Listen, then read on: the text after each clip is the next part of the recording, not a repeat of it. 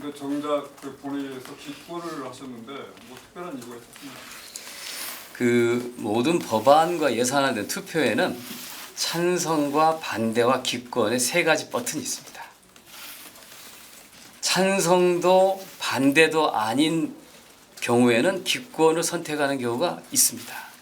자, 이번에 그 선거구 조정을 담은 공직선거법 개정안은 우리 전북의 입장에서는 열석을 지키느냐 안 지키느냐만 관심이었지만 전국적으로 보면 민주당이 공평한 조건에서 이 선거구제 협상을 이룰 수 있느냐 없느냐였습니다.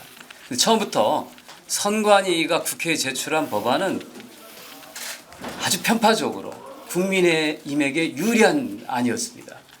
원래는 강남과 노원을 같이 줄이는 게 원안입니다. 그리고 부산을 줄이고 전북을 줄이도록 하는 것이 여야 간의 합의 사항이었습니다. 그런데 그런 게 하나도 반영되지 못하고 강남은 유지하고 노원은 줄이고 부천은 4석에서 3석으로 줄이고 안산도 줄이고 부산은 16석 그대로 유지하고 전북은 10석을 9석으로 줄이는 겁니다. 그렇게 되면 원래 농원산어청의 정책 대표성을 강화해야 한다고 하는 그 법의 취지 중에 유일하게 전라북도만 피해를 보는 겁니다. 그 부당한 선관위 획정안은 민주당은 당연히 반대하는 게 맞습니다. 그런데 국민의힘이 협상 자체를 거부했기 때문에 결국은 시안에 쫓겨서 어쩔 수 없이 민주당 10석을 지키기 위해서 부산 한 석을 줄이는 걸 이루지 못하고 비례 의석 하나 줄이면서 민주당으로서는 엄청난 비난을 감수하는 손해를 겪어야 됐습니다. 이 잘못된 획정안에 대해서 두 손 들고 박수하고 환영할 수 없습니다. 왜냐하면 이것은 협상과 타협의 산물이 아니라 일방적으로 민주당에게 불리한 안이기 때문입니다. 그럼에도 불구하고 여야가 어렵게 합의한 내용을 통과는 시켜야겠다고 하는 생각이 있었기 때문에 149명이 찬성한 거고 그거에 대해서 반대 의견을 34명이 표한 거고 불만을 가진 의원들이 의사표시로 35명이 기권한 겁니다. 전라북도에서는 군산의 한 의원이 반대, 한 의원이 기권했죠. 그 얘기는 군산의 일부 면이 떨어져 나가기 때문에 그 당연히 반대하는 게 맞습니다. 그 찬성하면 안 되겠죠. 그러니까 저는 큰 틀에서 민주당에게 되게 불리하게 작성된 이 선거구 획정안에 대해서 찬성할 수 없었기 때문에 항의의 표시로 기권이라는 걸 선택한 겁니다. 더구나 저희 지역의 인우 1동이 이 지역구 의원과의 아무 협의 없이 일방적으로 선관위가 인우 1, 2동을 갑으로 변경하는 안을 그날 내밀은 겁니다. 그러니까 그거를 만약에 아무런 이의 없이 수용한다면 인우 1동, 2동 주민들은 김성주가 자신들 버렸다고 서운해했을 것입니다. 만약에 제가 찬성표를 던졌다면 왜 인우 1, 2동을 옮기는 것에 찬성했냐고 아마 비난 성명을 또 냈을 것입니다. 이 사건의 본질을 정확하게 이해해 주셨으면 좋겠습니다. 근데요, 지역구 의원으로서는 당연히 항의할 수 있다고 봅니다. 당연히 항의할 수 있는 부분인데 적어도 제가 봤을 때는 그래도 10석을 사수했다, 지켜냈다, 이 기권에 하신 분으로서 그런 문자를 돌리신 것은 좀 도의적 차원에서는 좀 아니라고 보는데 이해할 수 없습니다. 이 10석을 지키기 위해서 전라북도 의원들은 정말 노력해왔습니다. 원래 9석으로 주는 게 맞는데 이거 지키려면 여당과 협상을 통해서 부산 의석을 줄여야 되는데 절대 요지부동이니까 결국 우리가 최후로 선택한 것은 비례 한 석을 줄이는 위험을 감수한 것입니다. 그거는 전라북도 현역 의원들의 노력입니다. 그리고 지도부가 결단한 것이고요. 저도 정책의 수석 부의장으로서 당대표, 원내대표에게 단순히 전북의 한 석이 아니다. 전북이 만약에 10석을 유지하지 못하면 상처받은 전북 도민들의 자존심이 수도권 선거에 영향을 미친다. 그러니까 이게 한 석이 아니라 여러 석을 이룰 수도 있으니 이걸 반드시 지켜야 된다고 정말 간절하게 피토하는 심정을 호소했고 그 지도부가 받아들인 겁니다.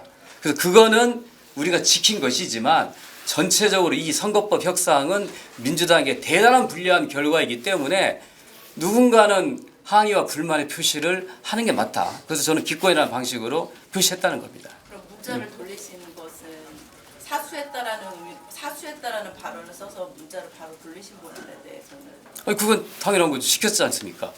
부결된 게 아니잖아요. 원래는 이 법에 따라서 선관 획정안에 대해서 국회가 한 번 정도는 부결시킬 수 있습니다.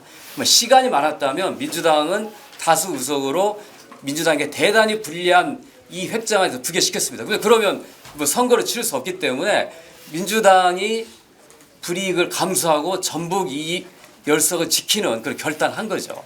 그 민주당의 지도부에 대해서 고맙다는 말을 해야 되고 그 열석을 지키기 위해서 노력한 민주당 의원들의 공을 높게 평가해야지 관찰자가 열석에 9석 주는 것을 기정사실로 하고 현역 의원들 뭐냐고 계속 공격하다가 극적으로 열석이 지켜지니까 내가 얘기해서 이루어진 성과라고 얘기하는 숟가락 얻는 정치가 그러면 전형적인 구태 정치 모습을 생각합니다. 본질을 좀 바꿔서 보십시오. 본질은. 저기 이동 1, 2동 역시나 이 얘기가 많이 돌았어요. 그렇다면 최소한 그동안에 선관위하고 조율하고 접촉하고 이런 계기들이 많았을 건데 막상 협정에서 결정되고 나보니까 우리도 모른 채 선관위에서 다 결정해버렸다.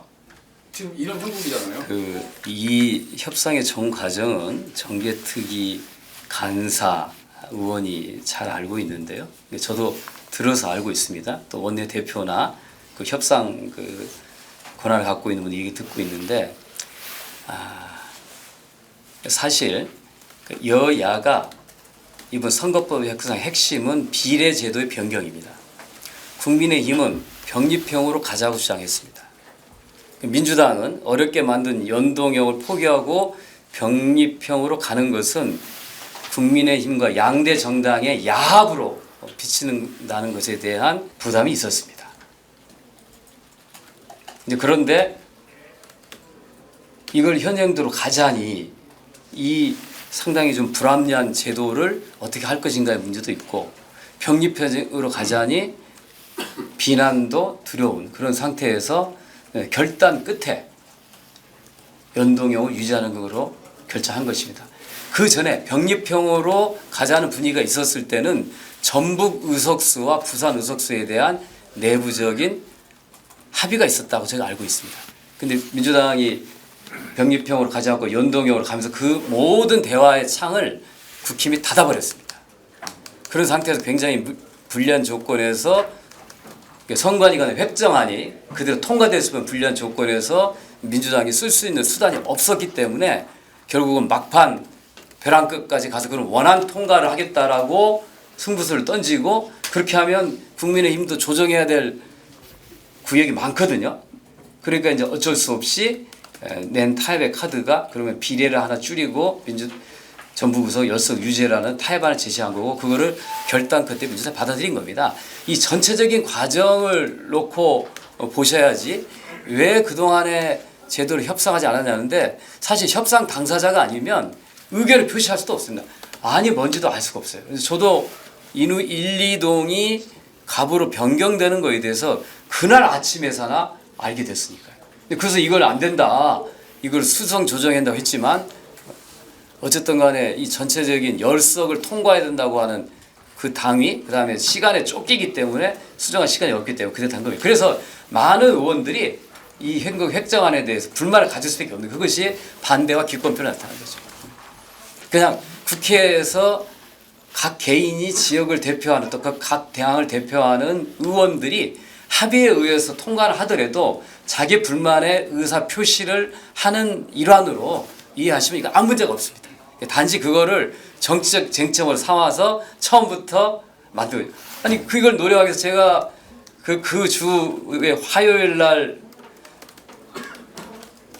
화요일 날 원내대표회의 목요일 날 정치적 계속 열석 사수 이야기를 했던 거거든요. 지도부는 그 얘기하는 것도 부담스러웠죠. 왜냐하면 협상이 진행 중인데 그럼에도 불구하고 그런 것을 한 노력의 결과 이루어진 것을 아무 노력도 않고 비난만 하던 측에서 마치 자신의 노력으로 됐다고 하는 게 그게 좀 코미디 아니겠습니까? 이따 오후에 우리 전라도 의원들이 그 선거구 관련된 또 기자회견 하니까 그때 또 자세한 내용을 물어보시면 좋겠습니다.